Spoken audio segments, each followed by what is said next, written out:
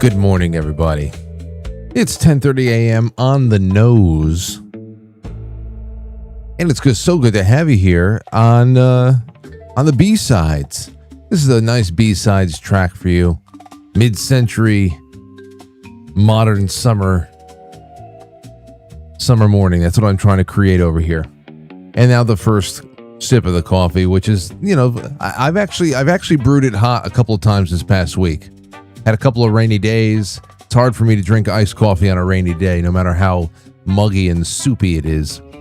But today it's iced down.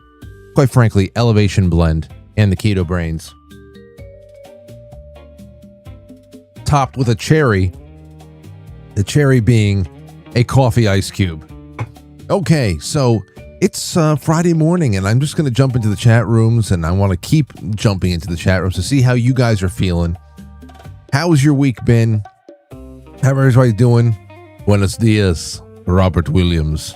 Good to see RJ in the chat room. RJ Williams, an illusionist, an escape artist.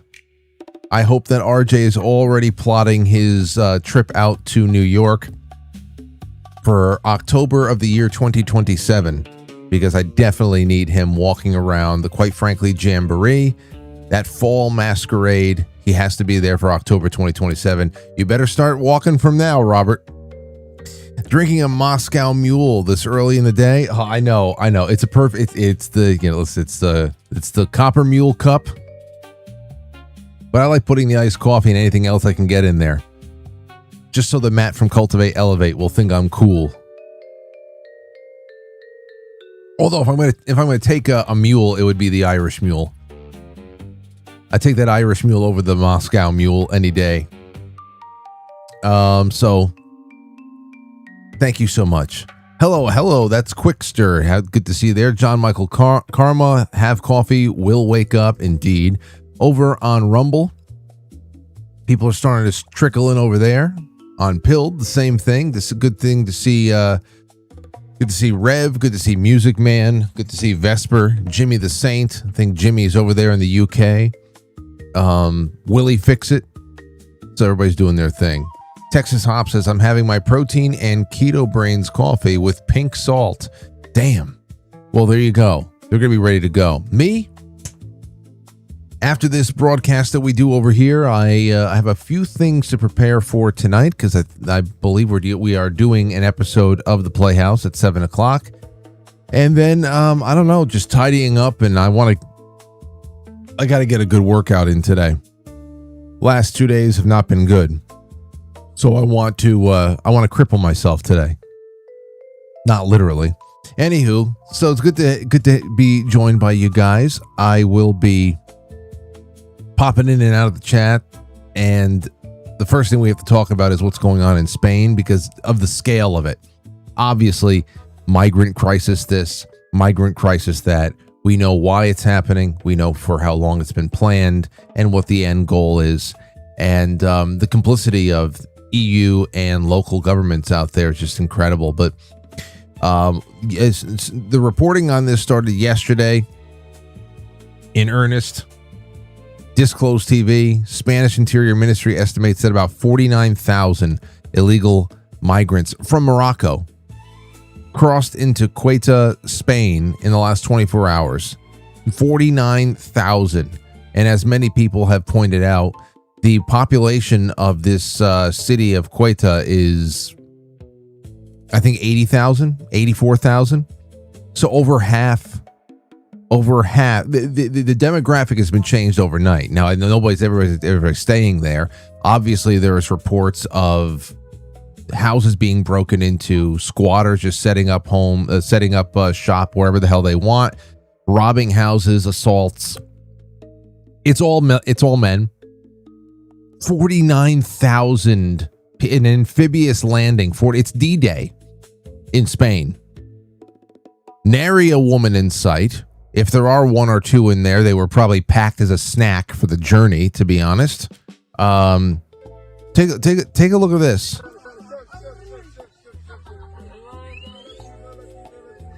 This is part. The trucks are just unloading.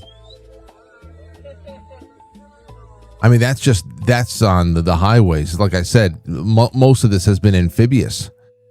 Nary a woman in sight. Of course, but we do have Spanish women who are there rolling out the red carpet. Here's one bitch who, again, it's Independence Day. It's ID4. It's the stripper on the top of the building in Los Angeles welcoming the aliens. It's so pretty, so pretty. The blue light is so pretty. Welcome aboard. We want you here. Cuisine. We love cuisine. There is a woman who should not have any rights. She shouldn't have any rights. I have to imagine there's plenty of women out there who would like a break from rights right now, because it should be pretty obvious what the hell's been happening, and with the arm twisting that's been here. And here's Ursula von der Leyen of the EU, president of the EU. You remember we were here? You remember when we were listening to this woman back around Christmas time, going on and on about Judaism and how that the values of Judaism, the Talmud, and all that, whatever the hell it was, is the values of Europe, and just trying to browbeat people about anti-Semitism back around the holidays and shit. Well, here she is. The image. When I said this doesn't make sense, because at the same time talking about how one protected class or another we need to fortify around them. We got to circle the wagons and protect them. At the same time, we need to commit to endless immigration from the parts of the world that would pose the most danger to these special interest groups, these protected groups of people that we love so much. It makes no sense to, on one side of your mouth, be talking about the need to protect special groups, and on the other side, giving the green light to import millions of people who will most certainly do them harm in the immediate and for generations to come. So I'm saying, back then I said, okay, so then the real question is, who stands to benefit from the eventual and guaranteed victimization and brutalization of not only elevated hierarchical special interest groups, but also the decimation of traditional Europe as a whole? Because that's what's going on here. You talk out two sides of your mouth. It's psyop, it's gaslighting, and it all brings us toward an end goal. Now, the thing here is that you don't need to respond too much when you have a couple thousand people a day that come in through a beach, different parts. It doesn't cause a big stir. Not a lot of people, other than the locals, really notice it. When you have 49,000 people in one clip, that's something else. It requires a little bit more of a response. You have to try to calm people down, because you'll notice here in all the responses from both Ursula von der Leyen and also what's his name, Sanchez over there, the prime minister in Spain, who just made 500,000 plus illegal immigrants legal to stay and work and live there, which is essentially just ringing the dinner bell. Here it is right over here. I think that's the next one over here. Spanish PM Pedro Sanchez: the government will use all the state's resources and tools to guarantee the safety of Ceuta's citizens. He also pledged the government's total unequivocal commitment to Ceuta and its future. So what does that mean? Because, of course, they never say anything about removal. In fact, it is not, I don't think it's very harsh to say at all that if you are a sovereign nation, which you're not, if you're a sovereign nation with a serious military whose number one purpose is to defend your borders and to defend that nation's sovereignty, to make sure that the cell wall is actually there, because that cell wall is what gives you form and shape and a definition, at least a geographical definition, sovereignty. The military should have had every right and should have had all lethal authority to gun down everybody on that beach. It is an all-out invasion. There are barely any women that I saw in that mess.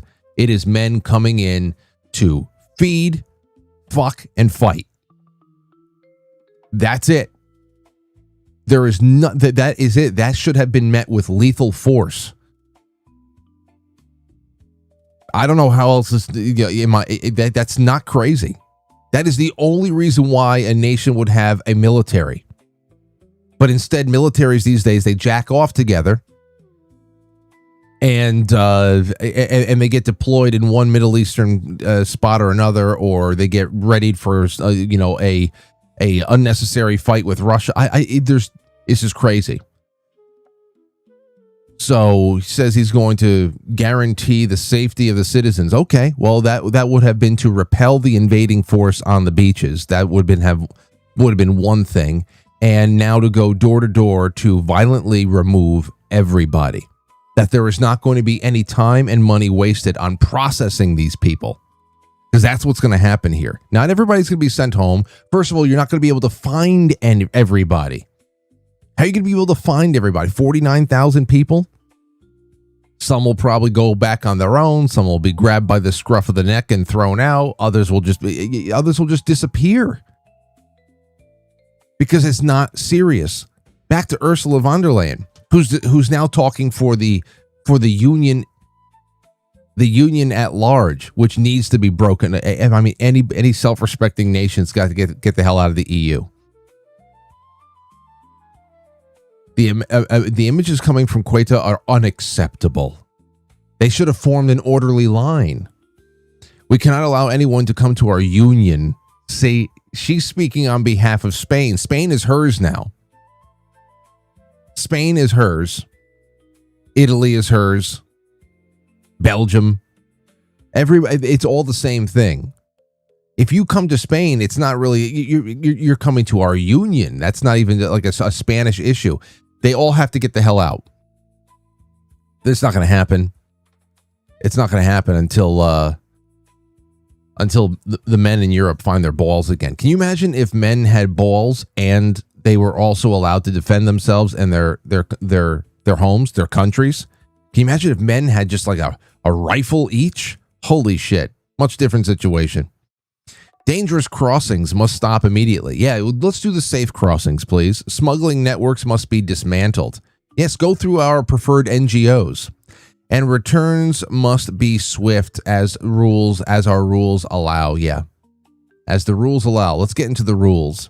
I tasked 2 commissioners to support control the situation. It's already working closely with Spain and ready to travel to critical points.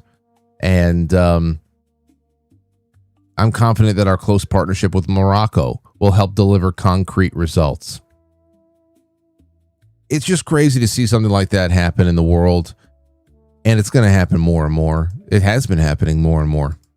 49,000 in one clip. That's having a sellout at Yankee Stadium arrive at your town. Think about that. My town unofficially has about as many people as Quito or Queta. They said 84,000. We have unofficially about 70 to 75,000 people here, even though on the books it's somewhere around 35. Okay, you can see what's happened over here too. I tell you about it all the time. So just imagine having a sellout at Yankee Stadium showing up at your door instantly on one morning, and to have some of your local women there celebrating the arrivals and come in. There's room for all. So that's just nuts. That's nuts. Yeah. Now, I'm sure this had nothing to do with it back in April. Spain approves a plan to give around 500,000 illegal immigrants legal status. Oh, and there goes the paywall. So at least we got to read the part of the headline. Oh. Anyway, what the hell am I talking about here? Let's get into the chat room. What the hell do you guys think about all this stuff? Good to see you. Good to see you. Good to see you all over there on Pilled. Good to see Dewdrop and Rosie just showed up. Rumble. I.E. Amos. Hello from SoCal. Good to see you. Perfect timing, Frank. Hello, Milo. Rosario. She's welcoming them with open legs. Probably whether she likes it or not, to be honest, Rosario. East Bronx says good morning. East Bronx? Are you in the actual Bronx? How many New Yorkers do we have here? Any law? I really got to get a foothold here with the local audiences. That would be crazy to be actually say I've got New York viewers. That'd be wonderful to say that next time that my band books a show somewhere in Manhattan or whatever the hell it is, that I know that about 75 people from the local area will show up and rock out with us. I don't even have a good accounting of that. I've always been so spread out all over the place throughout the country and other parts of the world. Everything always happens in reverse. Usually you plant your roots and you grow outward from that, but that's not the way it works anymore. I guess traditionally with radio it'd be like that. If your flagship station is in New York and then you start adding affiliates, but with the internet you just start everywhere and anywhere. Good to have you all. Mandingo says install WEF puppets, open the gates for invaders, US, Canada, Western Europe, Australia. I'm sure it's just an accident. Absolutely accidental. Absolutely accidental. And you're not going to be able to reason with the people who are voting for it, even though votes are like marginal at this point. Wichita Buzz, good to see you. Work Guy says, I'm 15 minutes late and will pay my fine now, and just sent a super chat. That's very nice of you. That's very nice of you. As I say, I never ever really, super chats are, it's always incredible to see one pop up on one of these things. Long Island over there. Okay. Wireless Flame is Long Island. What else? Who else we got? We have any New Yorkers? New Yorkers, press 1. AK from Pennsylvania says, your ass is spread out across the country. God forbid. Mom Donnie is listening. Mom Donnie is listening. Okay, well, let's get to some reels. First one, I think everybody can... I never had this with this is more so something I would have happen to me with my mom. But not my father. Because my mother was always wondering where the hell I was. And of course, we just lived with my mom. So I guess this kid he's out past curfew or something. And the mom has to come out finding him, but the father's on the phone. I thought this was funny. Where are you at? I'm in North Liberty. Doing what? I'm at Asher's house. Your mom's on her way to get you. Okay. I am fucking pissed. Okay. Now, see. Call your mom and tell her where the fuck you're at. Now, that's the thing that got me about this is not just being able to put myself back into that position where you're just like, oh shit, I just got to deal with this now. This is just, I'm going to have to just deal with this. I'm screwed. I'm paying the price. But it was the friend, the fart laugh in the background, the friend. That's just all. That's the thing that childhood is made up on. That's one of those critical elements, like the mortar that the brick wall of childhood is built upon, is your stupid ass friends making it hard for you to take a serious situation seriously. They're the ones staring at you blankly when you're doing your oral presentation in school, and you can't look at them because you know that. I did that to my cousin, actually, my cousin Brian. So we went to my cousin Dominique's wedding in May on my anniversary with Lauren on May 21st. Lauren and I spent our anniversary at a wedding for a cousin. It was very nice. It was a great time, great food. We had a great time. And my cousin Brian, of course, Dominique's brother, is up there, part of the wedding party. And so I committed. I said, you know what? I haven't done this in so long. I can't wait to do this. So he's up there with the wedding party, and the pastor is doing their thing and all that, and I just committed to locking in on him. Just locking in on him, knowing, okay, he's going to look at me. He has to look out at me. And I don't know what the hell. I just probably you lock in, and you have to get all of the life. There can't be any life in your face. I mean, sometimes you can do, as long as you're frozen. As long as you're frozen on a person, especially a guy, that is the greatest thing that you can ever do to somebody in a serious situation, especially if it's in church. If it's in church, if it is at any kind of a situation that requires a little bit of reverence, you just got to lock in on them, and you don't have to say anything. You don't have to do anything, and it's almost undetectable from everybody else around you. But the other person just felt the hole getting burned in their head. You guys know what I'm talking about. That is one of the greatest things you can do to anybody.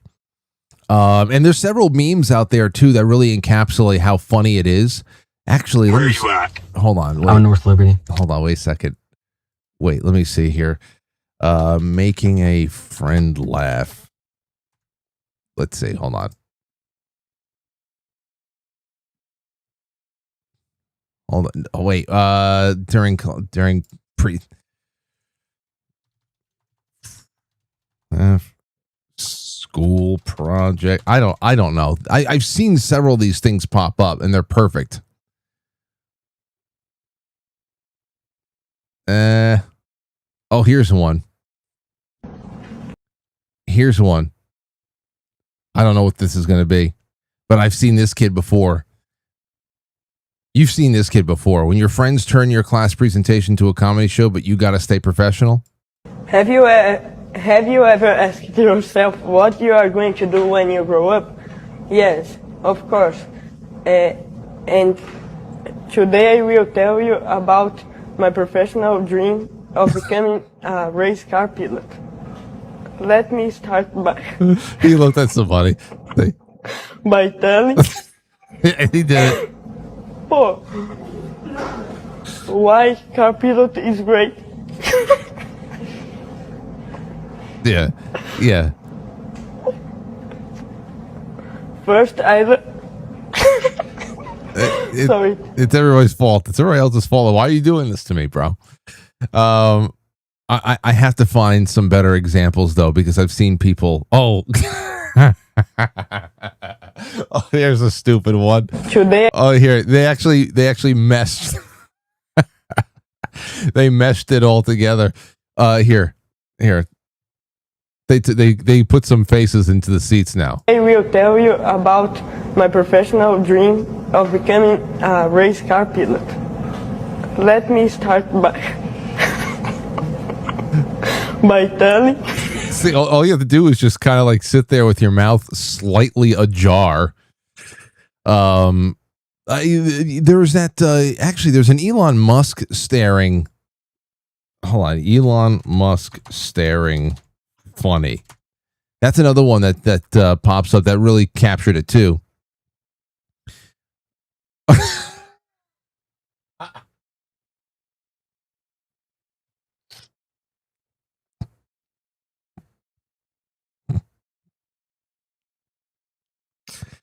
No, this is bad. Today Oh, this kid's again? Oh, here you go. How my bro looks at me when I'm struggling to present my I will project. tell you about my professional dream of becoming a race car pilot. That's all you have to do. It's that dead stare from Elon Musk. If you can just lock in, you can cause so much damage because it's off-putting. Anytime something happens, if a teacher is taking a moment to express some sort of a if the teacher is taking some time to express some sort of a personal grief, if she's had a tragedy, or if she's telling a story where something horrible happened to her or something like that, it's not even that you're happy that something bad happened to the teacher. It's just that you know instinctively, as a bastard kid, that the situation is now, do not laugh. You better stay very serious. And then that is an invitation. That's just an invitation for the opposite thing to happen. It has nothing to do with wanting harm to befall a person, or that you actually take delight in hearing somebody else's tragedy. But it's just one of those things. Why do we do it? Why does it happen that way?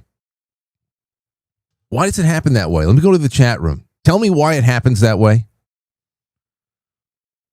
Please. I mean, I know you guys know what I'm talking about. My mom, wipe that look off your face. Yeah, I mean, just damn, man. Yeah, everybody, please, wherever you are watching right now, just hit the like button, leave some comments, and make sure that you are subscribed with the notifications on. I'm telling you, After Hours and B-Sides are becoming my favorite thing. The flip side and the B-Sides are becoming my favorite thing. What's up, Shelly1928? You made a Friday morning live. This is where it is. Sebastian says, Frank, how do I become cool like you? Well, you have to go through a lot of shit. And I think you just have to put yourself through the ringer. That's what you have to do. Ernest Hemingway said, and somewhere inside this little nugget of wisdom is the answer to your question about how to become cool like me. Ernest Hemingway said that a man has to take a lot of punishment to write a really funny book. So you can just take that one to the bank. You can't know the funny unless you have really, really just cooked for a while. Okay? Because you know how to you take that to wherever you like to go. Okay, let's go to the next one. Let's go to the next one here. Your kids come to visit you in a nursing home. This one was sent to me by my buddy Josh, and by rule, I do not watch some of these things. So I don't know what we're about to get. Mr. Simon, your son came to see you. My son! Your son, look at him. Fuck him! Hey, nigga! Hi, how you doing? I'll talk to you. Hi, Mr. Simon. Your Oh, I heard it. They even included one of those chirps. son came to see you. My son! Your son, look at him. Fuck him! Hey, nigga! Hi, how you doing? I'll talk to you. Still have that crazy strength. I've been telling you. That's a funny one. I'm putting a heart on that one so I get more shit like it. It'll make me feel happy at night when I'm unwinding after a long, unruly day, and I need something to make me feel happy. All right, let's move on to the next one, shall we? That time when a woman spoke for 30 minutes straight on a show episode that caused one of the guests to leave. What? Lo primero quiero dar las gracias a todos por darme esta oportunidad.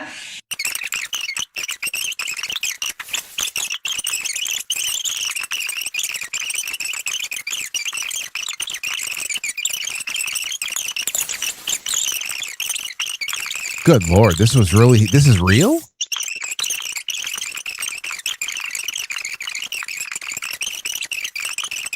Oh my gosh. Oh.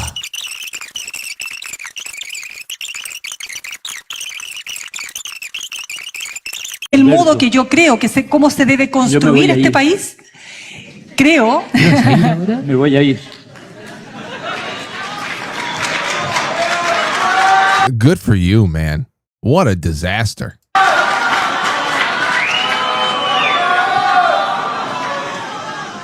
Bueno, vamos a seguir conversando. A ver, me corresponde. Right back. We're right back to yapping. I really hope she's not married. Holy shit. You know, it's hard for me to separate the broadcaster in me from everything else that I do.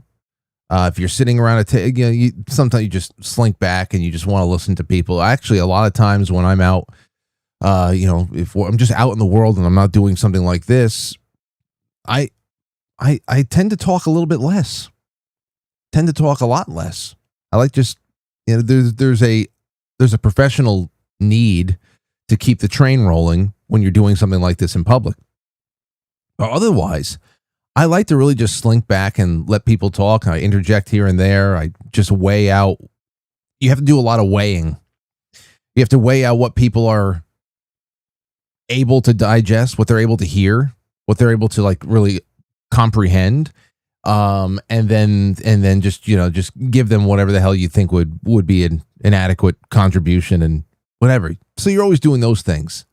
But I'm always thinking like this here too, as far as efficiency of your message and all that other shit. I do this. I mean, this is just awful. I don't know how she has this job. She's a terrible host. But I even do this to priests with their homily. And I'm sitting there sometimes and I have to really stay focused on, what the theme of the day is, what the priest is really, trying to hone in on with the message from the gospel that day and tying all of the first and second readings in the gospels all together and just making it digestible for people, giving them that little weekly pep talk. And I'll tell you, some are really great. And other times I have to really just lock in and don't edit. Don't edit. Because sometimes I don't even know, I lose what they're saying because I start editing their homily. And I'm like, okay, no, oh man, I would have done this so much better. I could have done that better. This is too much. I'm always editing. Like, holy shit. Get to the point. A ver, me corresponde. And sometimes, you know what? Some homilies go on. Like I know when Father Franco shows up, when he's the one, when 4:00 rolls around and the bell rings and everybody stands up and it's time for that opening procession. If I see Father Franco, I go, because I know it's going to be a 25-minute homily, and it's not going to be an engaging 25 minutes because it's going to just be repetitive. If like we had some rising action, if we had a climax and then a nice little resolution, cool. But it's like, okay, yes, I know. You got to the conclusion 5 times already. Let's go. And I don't want to feel that way in the middle of it. Can you imagine being stuck on a stage like that? Holy shit. I hope nobody from church is hearing this. Gets that back to Father Franco. I've actually had one of my another feather in my cap. I've had part of my show referenced in the eulogy for a priest at my late great friend Father Tom's funeral. My other friend and really just a great guy, great man, Father Pat. He was actually presiding over Father Tom's funeral back a couple of years ago. And he quoted me from my show talking about, my friendship with Father Tom. I said, whoa. I said, I hope nobody goes and looks into me. I hope nobody from the church, this overflow crowd, I hope nobody goes trying to find this show. I hope that it just stays here and it is isolated to this little moment. I will accept this graciously, this honor, but please don't go looking for me because it's going to cause problems. Anywho, what is this? Okay, here's some peak insanity for you. Before I go into that, let me make sure I see what's going on in the room. Albarino on Rogan was perfection. I haven't watched it. I can't, I just like, I wish everybody well, and I'm just so happy. I'm happy everybody's, they're finding their way in the space over there, but I haven't watched it. Just too much going on. I have to just imagine it was, he held his own and he did well, but I have not watched it. Got to see if Timothy wants to come back on the show sometime. The one thing I don't do is whenever they have a big moment on a like a Rogan show, I don't go knocking on doors. Say, hey, you want to come back on? I just let it kind of die down a little bit. I never ever want to look like I'm one of those parasite fish that attaches to the shark, or one of the birds that sit on top of the elephant. You know what I mean? Now, if Joe Rogan had brought up, can anybody tell me if Rogan brought up with Albarino any kind of internet rumors about him being a cat? If that little inside joke from this show made it to Rogan, that would be good enough to me. That would be good enough for me than actually, because I'm not going to be ever asked to go on Joe Rogan. I don't have anything to bring to the table. So I just wonder. No. Okay, well, that would have been the only thing. We have friends that have been on the show. If a reference, that would have been nice. No cat jokes. Because that's as close as I would have gotten to the Rogan show. That's as close. All right, well, it is what it is. What's up, Dial 76? Good to see you. Uncle Semite says, Frank's one of the only white people left in New York. He's automatically cool. That's not true. That's not true. There's plenty of white people around here. I'm not in the city, so I mean, obviously it's slimmer and slimmer down there, but I get what you're saying. Thank you so much for the vote of confidence. Now, here's some peak insanity for you. I don't know if you've seen this. A guy calls his ex after 20 years because he needs to double check on some paternity issues here, because he wants to make sure, and he has a fleeting suspicion. I think a little bit more than a suspicion. He is straight up worried that his daughter and his son are dating. Some crazy shit. And I had this actually ready for earlier on this week when we did some peak insanity news. So I said, okay, well, let's just do it now on a Friday. Hello? Hey, baby girl, how's it going? Who the hell is this calling me baby girl? This is Lonnie. I know it's been a minute. A minute? Damn, like 20 years, nigga? What you doing calling me? Nah, I was just calling because I got something to run by you. I think we have a situation and we need to figure it out. So now, what kind of situation could we have after 20 damn years? You got a 20-year-old son, right? I do. The one that you was pregnant with when the last time we talked? Okay. All right. And so this is the thing, right? Did you ever find out who the daddy was? Was it me or was it him? If it wasn't him, then it was me. But did you ever find out? It's been 20 years. You wasn't concerned then. There's no need to be concerned now. Well, the reason why I wasn't concerned. The reason why I wasn't concerned is because when you told me you was pregnant, I asked you wasn't mine. The only reason why I asked you wasn't mine because we was each other's side piece. I had a woman, you had a man, so it could have been either his or yours because we damn sure wasn't strapping up. So that's the only reason why I asked that question. But here we are 20 years later, and I need to find out if that's my son or not. Now, what difference is it going to make 20 years later? Okay, all right. Well, the reason why I want to know now is because my daughter came to me and told me after a year she'd been dealing with this dude and she wanted me to meet him. So I'm like, all right, cool. So I meet him.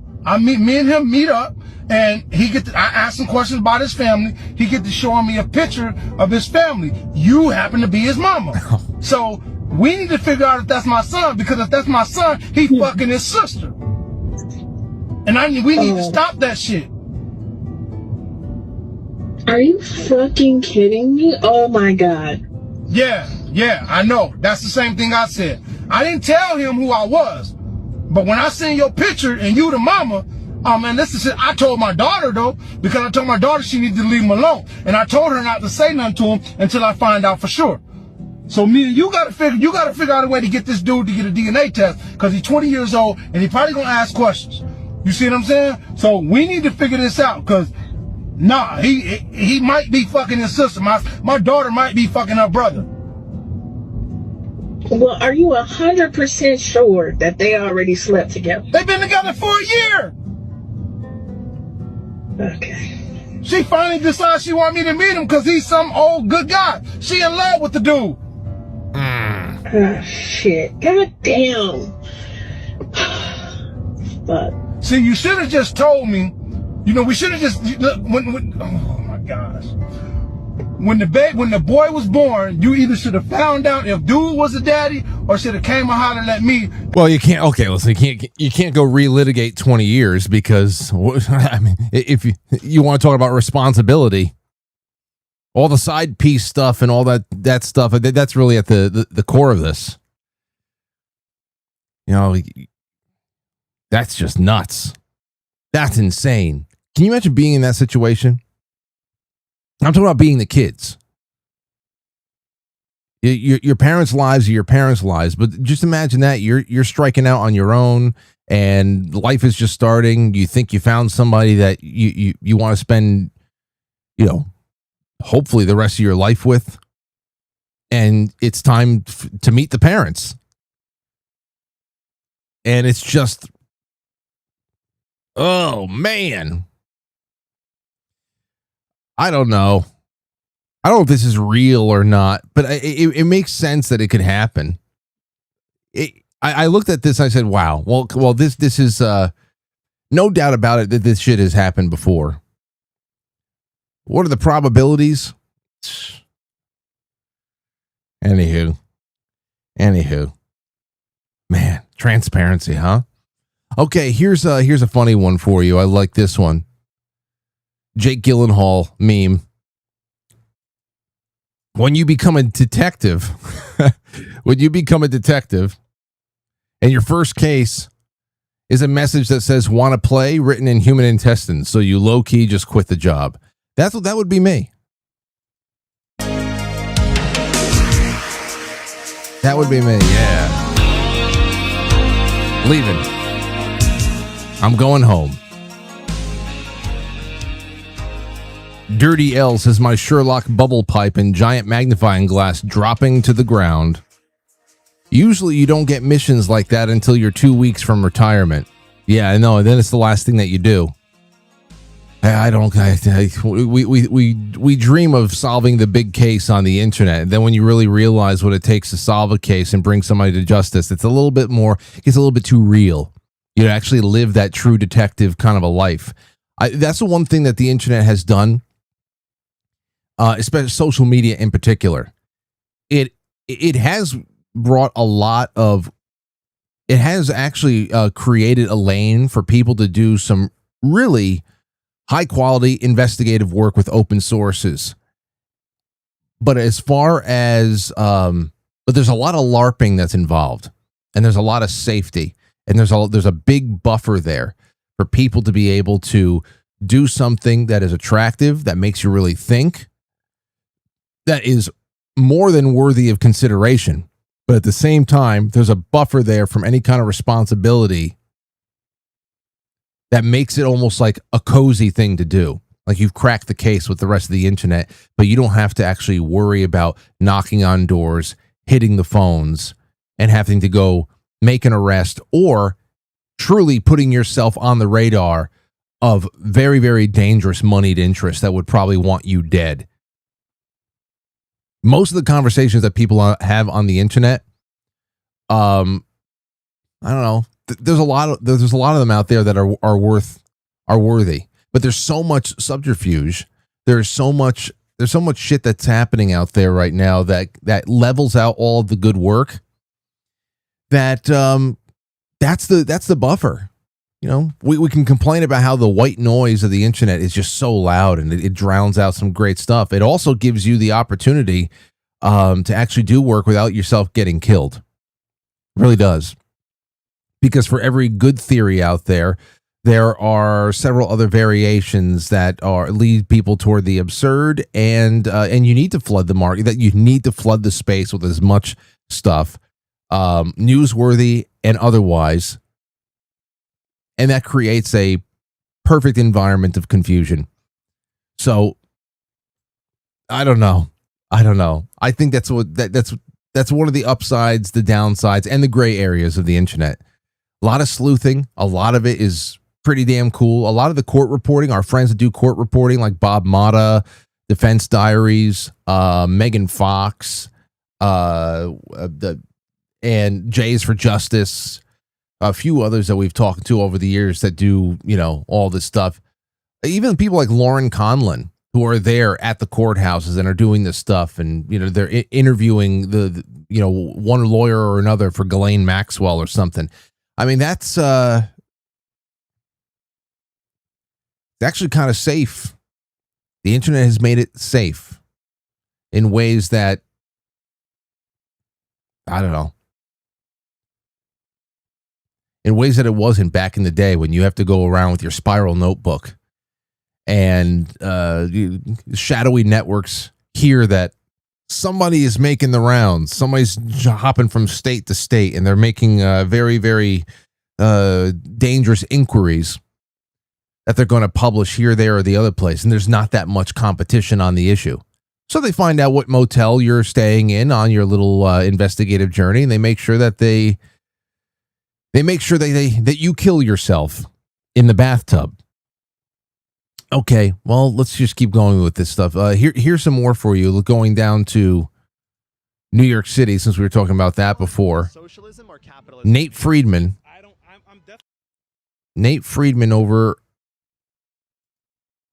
went down to, hold on, get this up. Went to New York City to ask some street vendors about socialism and capitalism. This is going to tell you everything you need to know about how cooked we are. Socialism or capitalism in New York?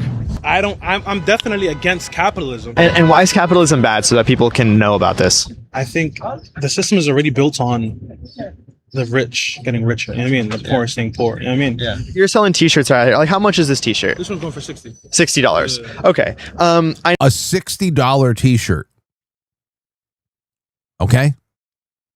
$60 t-shirt. All of the t-shirts on Quite Frankly.tv made by Rise Attire, I mean, just to create a small margin of profit, are around maybe 35 or something like that. It's unfortunate, just the way it is when you got shipping and everything else going on there. When I self-print or something like that, I can usually get it around to $20. But that's, of course, if I'm actually handing the thing to you and not shipping it out. He's marked whatever the hell he has over there up 3 times over. And now we're going to get some kind of a ridiculous dissertation on why capitalism is bad because big corporations, this and that. I know, like, in socialism, just as an example, the mayor, governor, whatever, could come along and say that this shirt should be $40. Right. Would you sell it for $40 then? Absolutely not, because I make the market.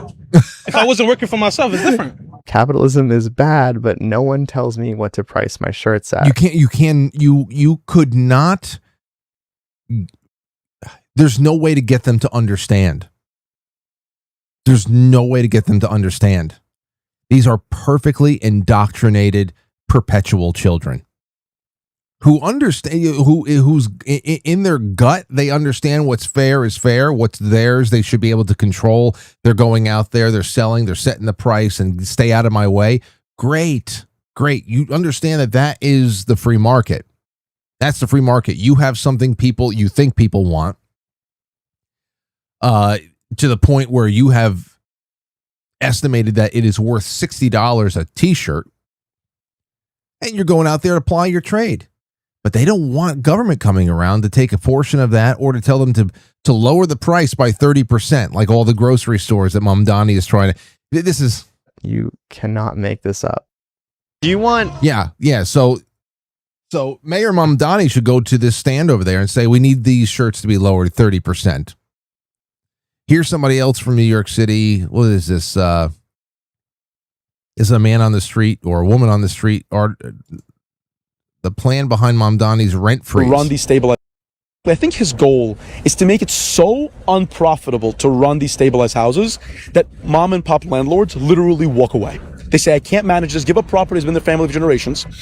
A lot of smaller landlords cannot keep up with the regulatory pressure of maintaining stabilized housing. Just give it up. The regulatory requirements of keeping records and filing certain things, making certain repairs, dealing with complaints.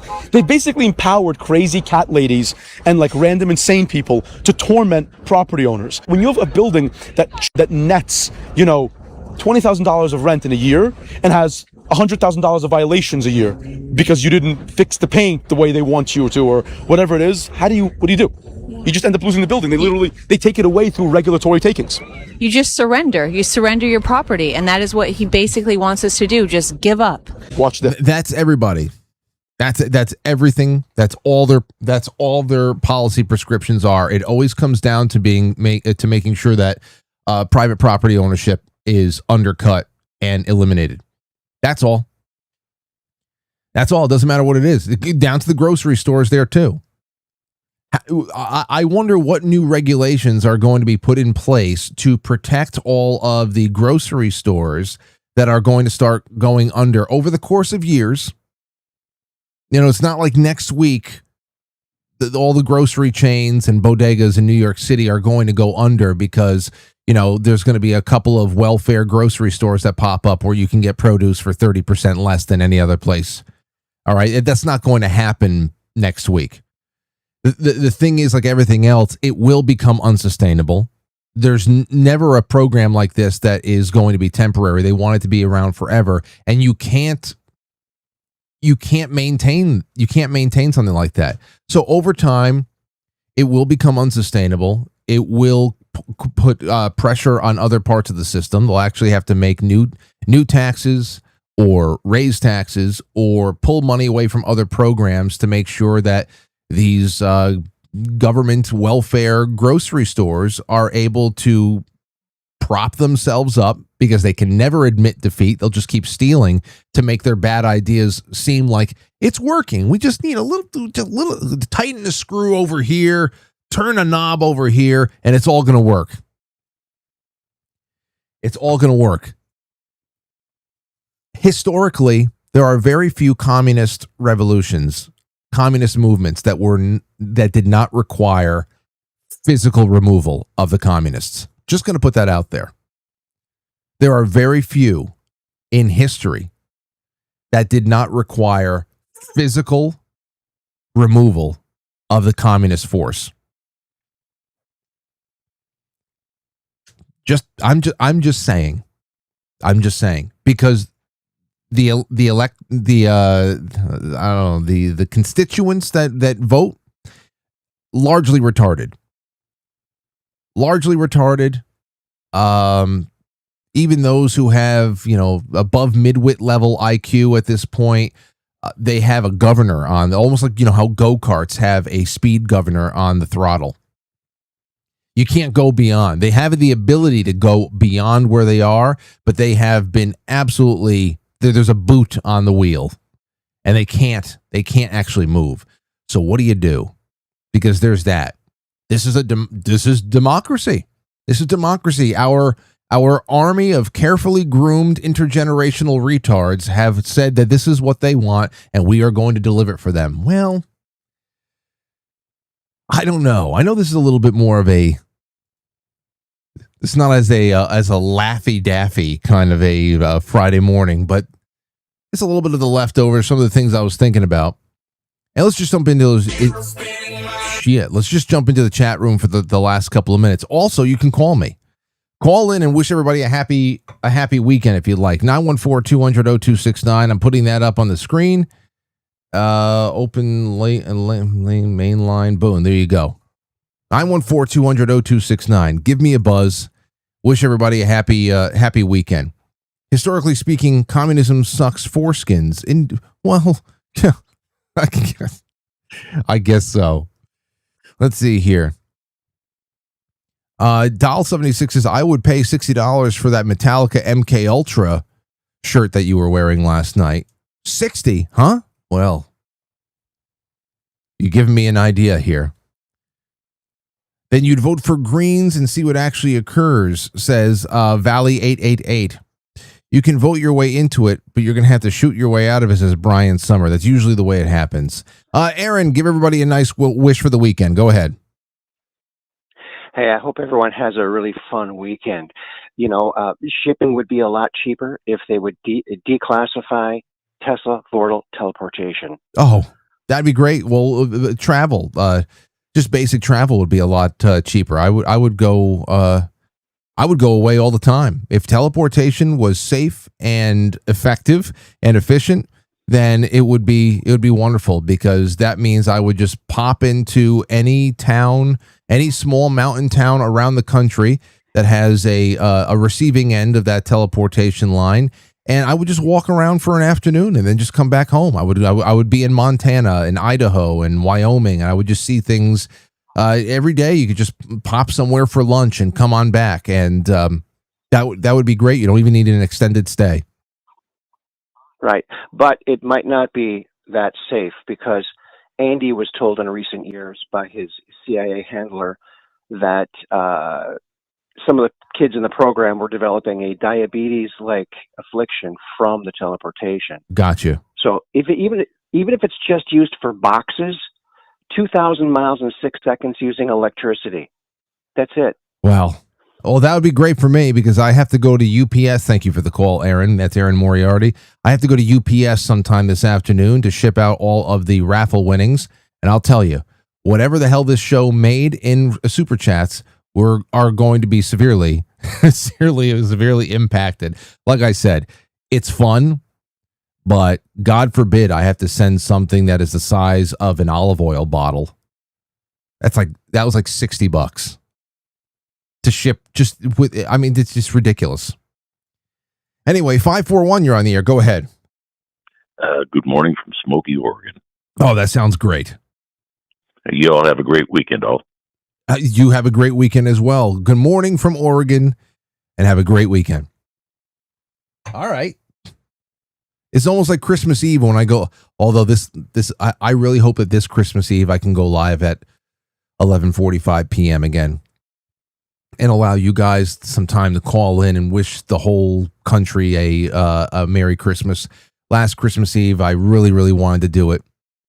Christmas Eve 2023 and 2024 were so magical for me, because we went to go see our families. I went live over here at 11:45 p.m. Lauren's out there in the living room, kind of wrapping the last of the gifts, stuffing some stockings and stuff like that. And while she's doing that, I'm just taking calls from you guys, just saying Merry Christmas, everybody. And we were here for midnight on the Eastern Seaboard. And that was so great. And last Christmas, I felt like trash. And I was just taking every supplement I had just to make sure that I can level out for the rest of the holiday. And I did all right. I got through okay. But that night was, man, I just hope that I'm able to do that again this year. That was so fun. And of course, we'll have the baby. You'll probably hear a squeaking baby in the background. 908, you're on the air. Go ahead. Hey, Frankie. Good morning from Hilton Head Island. Oh, hell yes. That's what I like. What's going on? Wish everybody something for the weekend. Well, if you're anywhere in the South, hopefully you can get out on the water and enjoy some good sun. Oh, yes. And maybe if you're just anywhere in America, just get out there and enjoy nature. I like that. I hope that's the case for a lot of people out there. Even if nature is just walking through the backyard and listening to some of the birds, that'd be good. A little bit of a reset for the weekend. Absolutely. God bless you, and God bless Quite Frankly. Oh, thank you so much. And same to you, my friend. It really is wonderful having that kind of love come through. Thank you. Where, yeah, and hopefully the gas is treating you well too. Everything around here is $4.89 to $4.99. A lot of gas stations are really fighting to not break the $5 mark. A lot they're holding on to $4.99 and 9/10, like you're on the edge of a cliff and you're just holding on by a single fingernail. I think a lot of places really just don't want to put $5 down on that price board. But what are we going to do? This is where we are, halfway through the last term. I was hoping not for this. Truly, I was hoping that we would be talking about $1.99 gas. But yes to nature and blessings to everyone. Okay, everybody. Well, hey, have a wonderful evening, wonderful afternoon. I'll be live at 7 o'clock. I'll share that link around. It's not going to be on this channel. It'll be on the on the Playhouse YouTube channel, and of course on quitefrankly.tv. Please, ladies and gentlemen, be well. Be well. Take care of yourselves. And if you love this show and you haven't become a monthly sponsor, from now until August 4th, that is Monday, 65% off your first month on Patreon for even just the $5 a month. Just join the Culture Club. Be there for the book clubs and for the film clubs. We're going to be watching 2 great films this month, and a lot more coming up. There's so many reasons to support the show that loves you back. So quitefrankly.tv/sponsor. Right up the top, you'll see Culture Club.